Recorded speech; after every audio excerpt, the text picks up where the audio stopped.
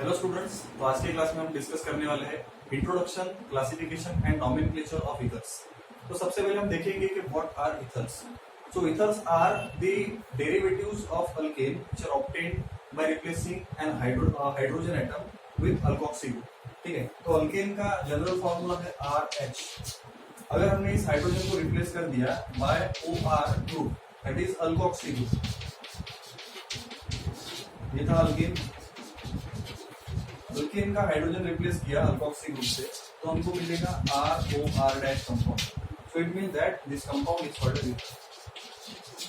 So ethers are the derivatives of alkane which are obtained by replacing an hydrogen atom with alkoxy group. The resulting compounds are called as ethers. Ethers के कुछ examples हम देख सकते हैं। For example CH3OCH3, this is called as dimethyl ether.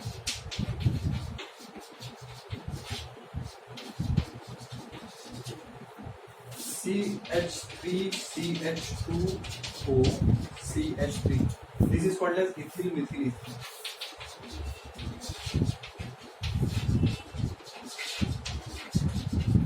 So these are some of the examples of ethers. Next is classification of ethers. Ethers are classified into two main categories. Number one is simple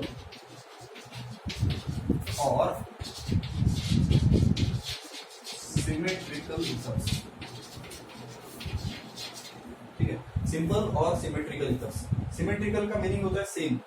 तो अगर किसी alkyl group में, उसका general formula हमको पता है ROR-, अगर इस कंपाउंड में R and R- are same, तो अगर किसी कंपाउंड में, किसी ईथर के कंपाउंड में R और R- ये दोनों सेम अल्किल ग्रुप्स है, then the resulting compounds are called as simple और symmetrical ethers. For example CH3OCH3, दोनों साइड में जो अल्किल ग्रुप है वो सेम है, इसीलिए इसको हम सिंपल ईथर का एग्जांपल बोल सकते हैं। इसी के पहले हमने इसका नाम लिखा था, इसका नाम था डायमिथिल ईथर। ठीक है, और एक एग्जांपल ले सकते हैं C2H5OC2H5, इसमें भी दोनों साइड में सेम अल्किल ग्रुप है और इसीलिए इसको बोलेंगे हम डायइथिल ईथर। ठीक है, उसके बाद दूसरा है उसका क्लासिफिकेशन। सिंपल ईथर्स के बाद सेकंड क्लासिफिकेशन आता है मिक्स्ड और unsymmetrical ethers.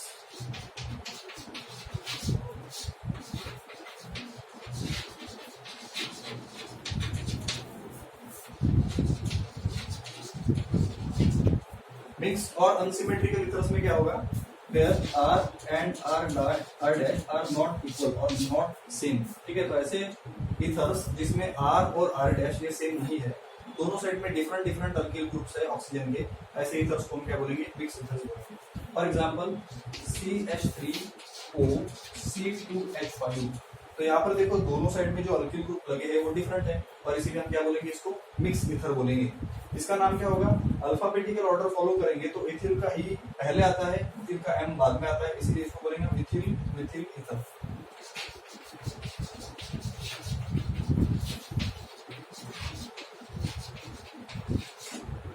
So it is ethyl methyl ether. ठीक है, so in common nomenclature system ethers are named according to the type of alkyl groups directly attached to oxygen atom। तो अगर दोनों side में ether में अगर alkyl group ही लगे हैं तो उसको हम अल्किल अल्किल ईथर इस तरह से रीड करेंगे। मींस पहले हमको अल्किल ग्रुप्स का नाम लिखना है followed by the word ether. अगर एक साइड में अल्किल और एक साइड में अरिल लिखा है तो अल्किल अरिल ईथर इस तरह से नाम देंगे, लेकिन depending on their alphabetical order. और अगर दोनों साइड में एरोमेटिक रिंग लगी है तो उसको अरिल अरिल ईथर इस तरह से उसका हम नाम देंगे। फॉर एग्जाम्पल अगर ऐसा कोई ईथर है CH3OCH3, तो यहाँ पर दोनों साइड में सेम अल्किल ग्रुप प्रेजेंट है। अगर किसी कंपाउंड में दोनों साइड में सेम अल्किल ग्रुप आते हैं तो हम प्रेफिक्सेस डाई का यूज करते हैं। तो यहाँ पर दो बार मिथिल ग्रुप आ रहा है, इसीलिए इसको क्या बोलेंगे हम, डायमिथिल ईथर। अगर किसी कंपाउंड में एक साइड में अल्किल ग्रुप, दूसरे साइड का अल्किल ग्रुप दोनों डिफरेंट है, फॉर एग्जांपल C2H5OCH3, तो ऐसे कंपाउंड में हमको देखना पड़ेगा कि दोनों साइड के अल्किल ग्रुप में से अल्फाबेटिकली फर्स्ट कौन आता है। लेफ्ट हैंड साइड में हमने देखा है यहाँ पर इथिल ग्रुप लगा है, राइट हैंड साइड में लगा है methyl group. alphabetically E comes first, therefore the name of this compound must be ethyl methyl followed by the word ether.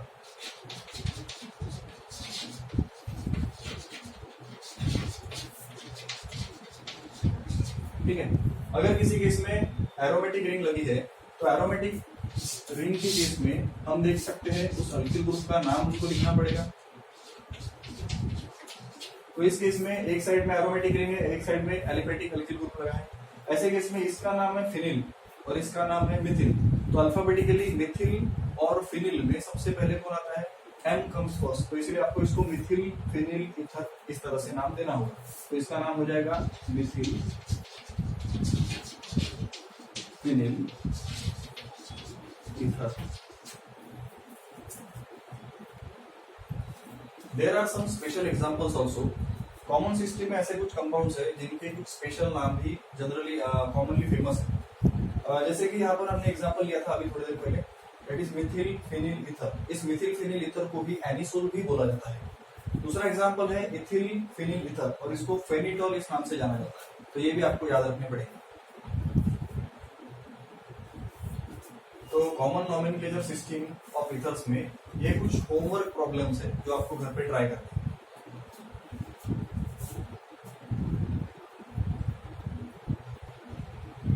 Common nomenclature के बाद हम आईयूपीएसी नॉमेनक्लेचर ऑफ इथर्स का study करेंगे। तो इन case of IUPAC names the ethers are considered as alkoxy derivatives of alkenes and therefore their name should be alkoxy alkene। तो हमें करना क्या है? ethers का जनरल फॉर्मूला है ROR डैश डैश बोल सकते हैं, ठीक है।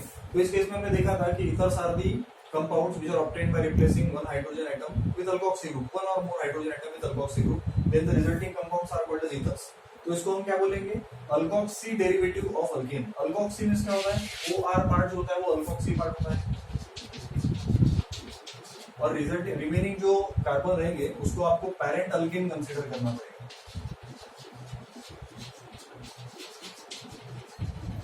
इसका जो रिजल्टिंग नेम रहेगा वो रहेगा alkoxy alkane.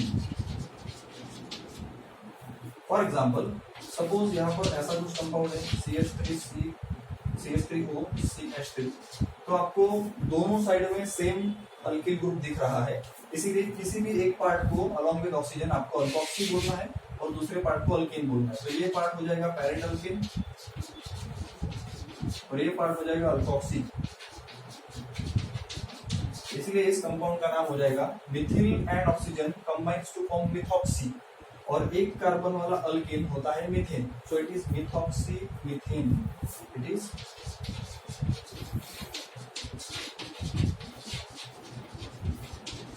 It is methoxy methane. इसी तरह से दूसरा एग्जांपल लेंगे हम। Suppose CH3 CH2O CH2 CH3 ऐसा कोई कंपाउंड है। इस केस में भी दोनों साइड में अल्किल ग्रुप सेम है। तो ऐसे केस में आप किसी एक को अल्कोक्सी बोल दो और किसी एक को अल्केन बोल दो, ठीक है। तो ये क्या हो जाएगा? Ethyl group and oxygen that is ethoxy और ये क्या हो जाएगा? दो कार्बन वाला alkane that is ethane. So it is ethoxy ethane. The name of this compound is ethoxy ethane. अगर किसी ईथर में ऑक्सीजन के दोनों साइड में डिफरेंट अल्किल ग्रुप्स प्रेजेंट है तो उसमें से जो छोटा अल्किल ग्रुप रहेगा उसको हमको अल्कोक्सी इस पार्ट में सिलेक्ट करना होगा अकॉर्डिंग टू रूल, और जो बड़ा पार्ट रहेगा उसको हमको पैरेंट अल्केन बोलना होगा। फॉर एग्जांपल अगर कोई ऐसा ईथर है CH3 CH2O CH3, तो यहाँ पर ऑक्सीजन के दोनों साइड में डिफरेंट अल्किल ग्रुप्स प्रेजेंट है। एक साइड में मिथिल ग्रुप और दूसरे साइड में है बड़ा इथिल ग्रुप। तो आपको करना क्या पड़ेगा? आपको छोटा पार्ट अल्कोक्सी में लेना होगा और बड़ा पार्ट अल्केन का लेना होगा। तो ये होगी अल्किल की लॉन्गेस्ट चेन, दो कार्बन वाली 1 और 2, ठीक है। और ये अल्कोक्सी पार्ट लगा है फर्स्ट कार्बन के ऊपर। ये अल्कोक्सी पार्ट कौन सा है? Methyl group and oxygen that is methoxy. और ये बड़ा अल्केन दो कार्बन वाला, इसका नाम क्या हो जाएगा? इथेन। तो ये हो जाएगा मिथॉक्सी इथेन। सिमिलरली एक दूसरा एग्जांपल हम ले सकते हैं।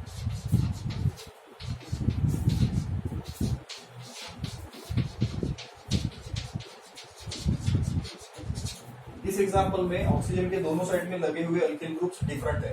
लेफ्ट हैंड साइड में लगा है इथिल ग्रुप, दो कार्बन वाला अल्किल ग्रुप, और राइट हैंड साइड में लगा है 3 कार्बन वाला अल्किल ग्रुप। इसीलिए जो छोटा पार्ट रहेगा उसको हमको अल्कोक्सी बोलना पड़ेगा और जो बड़ा पार्ट रहेगा उसको हमको अल्केन बोलना पड़ेगा। ठीक है, तो ये इथिल ग्रुप एंड ऑक्सीजन क्या हो जाएगा, इथॉक्सी। ठीक है, और ये क्या हो जाएगा, अल्केन। अब इस अल्केन में भी हमने नंबरिंग कर ली, नंबरिंग पर 1 नंबर पर ही अल्कोक्सी ग्रुप लगा है, इसलिए आपने उसका पोजीशन नहीं भी बताया तो भी चल जाएगा। सो इट इज इथॉक्सी, या फिर इसको 1 इथॉक्सी भी बोल सकते हो, 1 इथॉक्सी प्रोपेन। 3 कार्बन वाला अल्केन क्या होता है, प्रोपेन होता है। ठीक है, in case of branch compounds the alkoxy group is assigned a minimum number. For example, अगर कोई ऐसा कंपाउंड है CH3 CH3OCH3, तो इस कंपाउंड में देखो लेफ्ट हैंड साइड में 3 कार्बन है, इसका मतलब ये पैरेंट अल्केन होना चाहिए, और राइट हैंड साइड में बस 1 कार्बन है, इसका मतलब वो अल्कोक्सी का पार्ट होना चाहिए। तो ये एक छोटा सा अल्कोक्सी ग्रुप हो गया।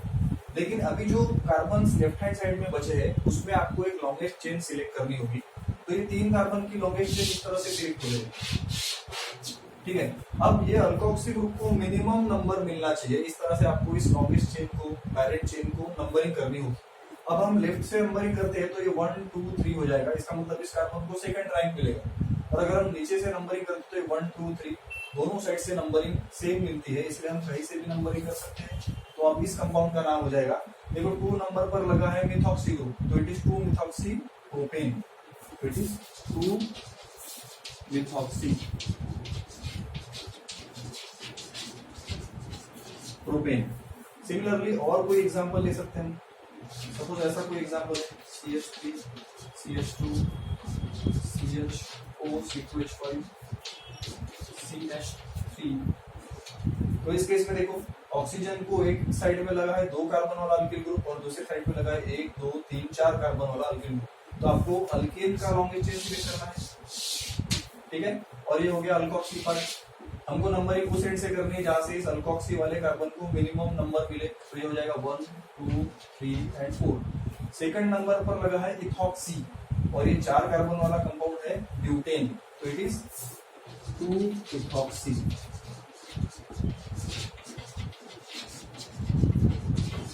butane. So in case of mixed ethers, if a parent alkane is further have a side chain, then the name of that alkyl group should be indicated by proper locant and should be written before the name of alkane. For example, अगर ऐसा कोई compound है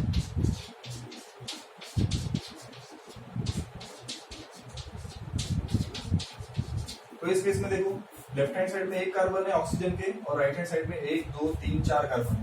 इसका मतलब क्या, जहां पर ज्यादा कार्बन होंगे वो पार्ट जो रहेगा वो अल्केन का रहेगा, और जहां पर कम कार्बन रहेंगे वो पार्ट अल्कोक्सी में हम कंसीडर करेंगे। राइट हैंड साइड में जो पैरेंट अल्केन है वो भी फर्दर ब्रांच है, उसको भी एक साइड चेन लगी है और उसमें आपको क्या करना पड़ेगा, एक लॉन्गेस्ट चेन सिलेक्ट करनी पड़ेगी। तो हम क्या करेंगे, इसमें मैक्सिमम 3 कार्बन वाली लॉन्गेस्ट चेन सिलेक्ट हो सकती है। ठीक है, अब हमको नंबरिंग देंगे, नंबरिंग अल्कोक्सी ग्रुप को मिनिमम नंबर मिले उस तरह से हम नंबरिंग करेंगे। हमको ऊपर से नंबरिंग करेंगे तो ही सेकंड रैंक पर मिलेगा। अब देखो ये जो पैरेंट अल्केन है इसको 2 ग्रुप्स लगे हैं, ये भी एक प्रकार का सब्स्टिट्यूएंट हो गया और ये भी एक प्रकार का सब्स्टिट्यूएंट हो गया। इस वाले सब्स्टिट्यूएंट का नाम है मिथॉक्सी और इस वाले सब्स्टिट्यूएंट का नाम है मिथिल। तो अल्फाबेटिकल ऑर्डर में सबसे पहले कौन आएगा, देखा जाए तो यहाँ पर पहला लेटर इसका M है, इसका भी कॉमन फर्स्ट लेटर M है। दूसरा लेटर फिर देखेंगे E, इसका भी E। तीसरा letter T, T, H, H, O and Y। ठीक है, तो यहाँ पर O आ रहा है और यहाँ पर Y आ रहा है। अल्फाबेटिकली O कम्स फर्स्ट, इसलिए आपको मिथॉक्सी का नाम उस कंपाउंड के आईयूसीएन नेम में फर्स्ट लिखना पड़ेगा। So it is 2 methoxy, 2 methyl and then propane. Okay, so it is 2 methoxy, 2 methyl propane.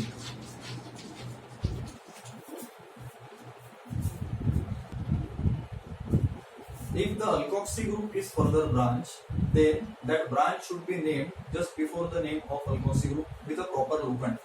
For example, अगर ऐसा कोई कंपाउंड है C6H5 O CH2 CH2 CH CH3 CH3, तो देखो लेफ्ट हैंड साइड पे कितने कार्बन है, यहाँ पर 6 कार्बन है, और राइट हैंड साइड पे कितने कार्बन है, 1 2 3 4 एंड 5। इसका मतलब लेफ्ट हैंड साइड वाला जो पार्ट होगा वो पैरेंट अल्केन होगा, और राइट हैंड साइड वाला जो पार्ट रहेगा वो अल्कोक्सी रहेगा। लेकिन इस केस में क्या हो गया, अल्कोक्सी वाले पार्ट में एक ब्रांच आ रही है, तो ऐसे केस में आपको क्या करना पड़ेगा, ये पार्ट है पूरा अल्कोक्सी का और ये पार्ट है अपना अल्केन का, ठीक है। इस अल्कोक्सी में एक ब्रांच आ रही है, इसलिए आपको एक छोटी सी साइड चेन ओपन करनी पड़ेगी, ठीक है। और इसको लिखना पड़ेगा नंबरिंग, ऑक्सीजन 8 से नंबरिंग करेंगे, ये 1 ये 2 ये 3 और ये 4। थर्ड नंबर पर एक मिथिल ग्रुप लगा है, therefore it is 3 Mithil. 4 carbon वाला ऑक्सीजन के साथ अटैच करके अगर देखेंगे तो ये ब्यूटॉक्सी हो जाता है। 4 कार्बन वाला alkyl group along with oxygen, that is butoxy. So it is 3 methyl butoxy. इतने पार्ट का नाम रहेगा 3 मिथिल ब्यूटॉक्सी। और ये alkane 6 carbon C6H5, actually C6H5 ये फिनिल रिंग है और C6H6 ये बेंजीन होता है जो कि एक पैरेंट अल्केन है, तो इसीलिए हम इसका नाम एज अ पैरेंट अल्केन लिखने वाले एंड देयरफॉर इसको हम बेंजीन बोलेंगे। So it becomes 3 methyl butoxy benzene. So it is 3 methyl butoxy benzene. It is 3-methyl butoxy benzene. Diaryl ethers are considered to be aryloxy derivatives of benzene. For example,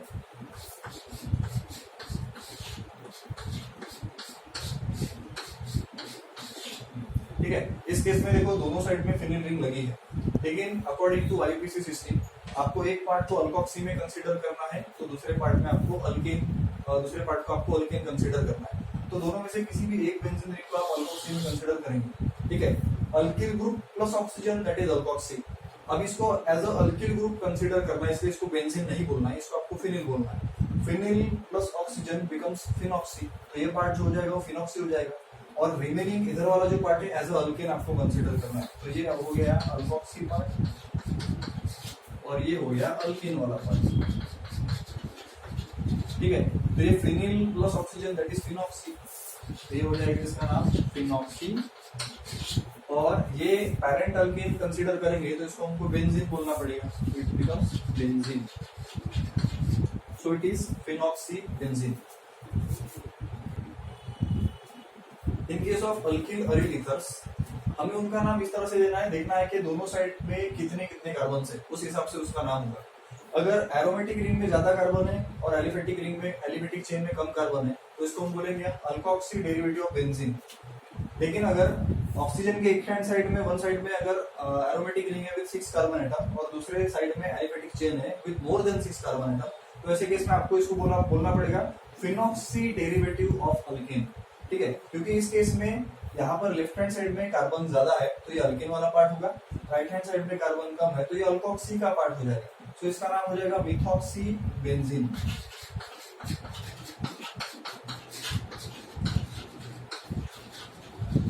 इस case में देखो left hand side में 6 carbon की ring है और right hand side में 7 carbon atoms है। इसका मतलब जहां पर ज्यादा कार्बन है उसको आपको as a parent alkane consider करना है, और जहां पर कम कार्बन है उसको आपको अल्कोक्सी का पार्ट कंसीडर करना है। सो इट बिकम्स फिनॉक्सी। 7 कार्बन वाला अल्केन क्या होता है, हेप्टेन, तो ये हो जाएगा फिनॉक्सी हेप्टेन।